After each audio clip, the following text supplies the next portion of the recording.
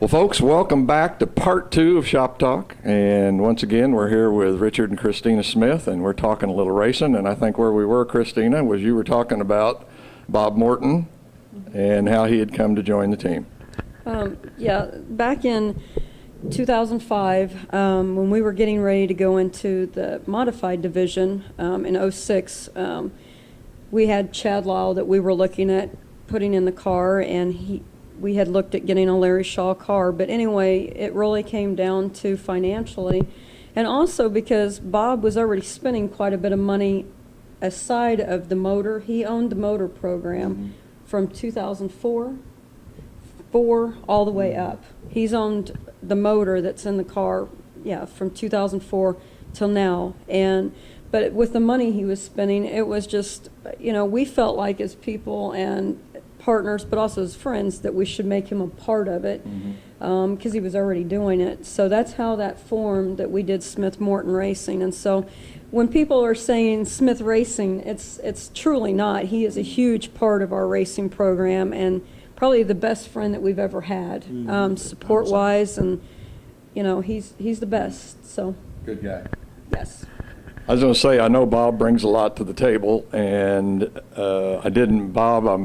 I guess I should apologize. Didn't mean to cut you out of this interview, but really wanted to talk to Christina and Richard. I've known them for a long time, went to school with our kids, so it's not we wanted to take you out of it, but wanted to make sure and, get some time in there for you, and we appreciate that, Christine, about talking about Bob.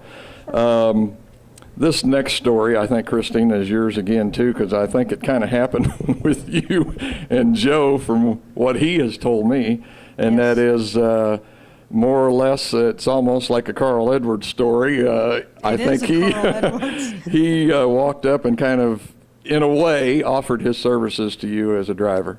Well, what had happened is I met him at CMS the very first of last year. I think Richard already knew him, but didn't really talk to him.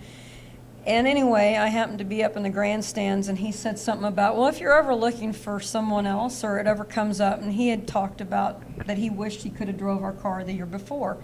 So anyway, after the races were over, he won that night, and we went over to the trailer, and he happened to give me a business card, and a very professional business card at that. And I was intrigued, and at that time we had already another driver in the car last year. But I took that back and I said, hey, Richard, to our teammates, I said, Richard and Bob, if ever something becomes of this, and we gave the card to Bob.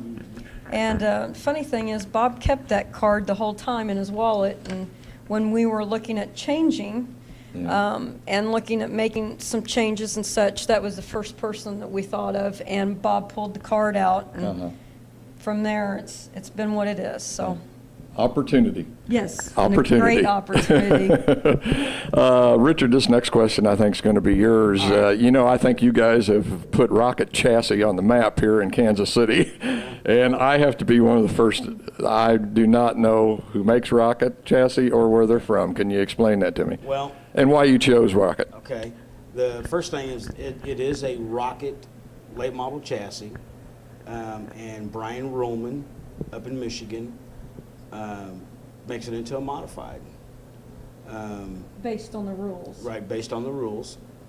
And that's pretty much where Rocket Chassis originate from Virginia. And you see them, run the late model series all the time. Alan Vaughn? Yeah. That's pretty much where they came from. So Brian's run a Rocket modified for many, many years and had a lot of success with them. So, But he's in Michigan. and he's in Michigan. Yeah. So that's why So he buys them and converts them. right. He's not a manufacturer of them. He Right. buys a chassis and Yep, changes it over. absolutely. I'll be darned. Well, like I say, you guys have certainly put it on the map here in Kansas City. I think everybody's starting to take notice. Richard, did it take you guys a while to figure this thing out? I know I've talked to Joe, and he says that more or less you guys kind of had to go to CMS where he was driving on a track that he was really familiar with, that he could say, well, okay, I think this needs to be done. Did it take you a while to figure it out? It took us a while to get going. I mean, anytime you have an off-breed car or whatever you want to call it, It's going to take a while. Let's call it new. There you go, new car. That sounds a little. Get it going, I don't really know what to say as far as, most of these cars are alike in a lot of ways. And basically, you just got to find what a driver wants. Right. And what a car wants. Yeah.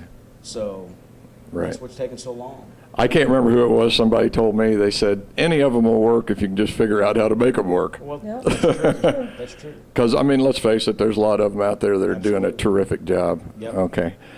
Well, folks, we're going to have to wrap it up, I'm afraid, but we've got another, and I almost wanted to use this word bargain basement, but it's not bargain basement, it's just a basement garage team, and I mean that with no disrespect whatsoever. That's fine. Because if you look at what this team has accomplished in, like I say, the last decade, it is just tremendous. So definitely with no respect, but I know there's got to be some sponsors out there that you guys want to thank. Absolutely. Advance Auto has been our primary, and as well as, of course, BME, Bob Morton Enterprises, Competition Motorsports, L&M Ornamental Iron, Dr. Spotless Car Wash, Daco Painting, and I should be Let the me pro see. with this. Signs by Wild Bill. Signs by Wild Bill, CompuSo, I'm so sorry, and God love Jerry Spees and Holly. But yeah, that's our primary sponsors, and it's been great. And Bassett Wills just came aboard with us, so Okay, guys, I really appreciate your time. I know thank you. you kind of got a week off. Are you guys going to the fair tomorrow night? Yep. So- Heading out here tomorrow about 1:30. So really, it's not actually a day off, but anyway, I appreciate your time. Thanks for talking with us here on the Cheeseworks. Thank you. Thank you. That's going to wrap it up. We'll be back with Joe Walker in just a minute. Well, folks, welcome back. We're still in part 2, and we've got Joe Walker in here, and Joe's been driving for the Smith Morton racing team, and we're going to talk to Joe just a little bit about his racing career. Joe, you were introduced to racing by your dad back in the 80s, going to the state fair, and your dad helped Bobby Golden out, was on his team, but man, what a golden opportunity you had at age 15. You got the opportunity to go on the road with Tim G in the World of Outlaws. That had to have been really cool. Yeah, that was really exciting. Actually, on your notes there, my dad worked with a guy that worked with Bobby, or knew Bobby Golden. Okay. And got introduced to Bobby on that deal, and just went down and asked him if he needed any help, and ended up just scraping mud and Yeah. I didn't know what I was doing, but I was in the pits. I was having fun doing it. And then like the same thing with Tim G. Just seen that he really didn't have much help. It was just him and his dad. And went down and just asked him. That was the days, when kids could come into the pits at a younger age. And with everything now, you can't.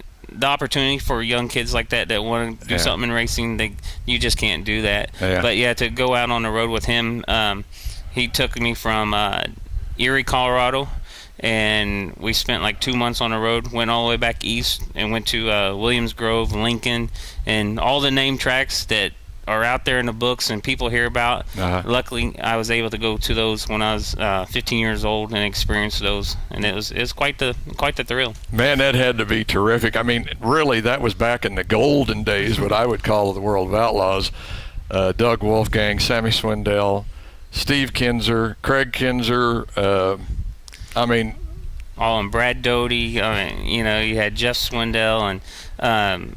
Man, just a whole bunch of Ferkel? Yeah. Ferkel? Yeah, it was about the end of his deal. Keith Kaufman was out there running. The neat thing, when Tim's shop was in Jamestown, Indiana, which ended up being a little bit down the road from where Jeff Gordon's shop was. Oh, really? And one of the guys that built Tim's car was Lee Osborne. Which, now if you pay much attention to NASCAR stuff, Lee Osborne builds hot rods and built one for Jeff Gordon. But to be in that area, that is the central part of sprint car racing and all of it right there in Indiana. Like I say, it just had to be a golden opportunity to be able to do that and to get to go to some of, like you say, those tracks that we here in the Midwest hear so much about, but most of us don't actually get the opportunity to go to. The wife and I went one year for the Ohio Speedway, got to go to Eldora. That was a thrill. Yeah. But I just can't imagine, what that must have been like